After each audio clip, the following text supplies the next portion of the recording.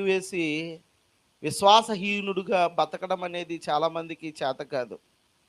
శత్రువైనా సరే అతనికి భోజనం పెట్టారనుకోండి, ఉదాహరణకి శత్రువైనా భోజనం పెట్టారనుకోండి, శత్రువైనా రావాల్సిన పథకాలన్నీ ఇచ్చాడనుకోండి, సపోజ్ ఉదాహరణకి ఇలా ఇస్తే తిన్న విశ్వాసము మర్చిపోర్రు.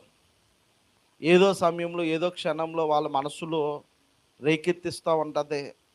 వాళ్ళ మనసులో రేకెత్తించి ఒకరోజు అతను ఉప్పు తిన్నాను కదా, ఒకరోజు నేను అతని యొక్క ఆ, ఆ, మేలును అనుభవించాను కదా నేను, గనుక ఇతనికి నేను ఏ కీడు చేయకూడదు, ఇతనికి మేలే చేయాలనేటువంటి ఒక విశ్వాసం కలిగి ప్రజలు ఉంటారు. అందుకనే బైబిల్లో ఇస్తున్నటువంటి ఒక అద్భుతమైనటువంటి ఇన్ఫర్మేషన్ ఏంటంటే, మీ శత్రువులను ప్రేమించుడి అన్నాడు.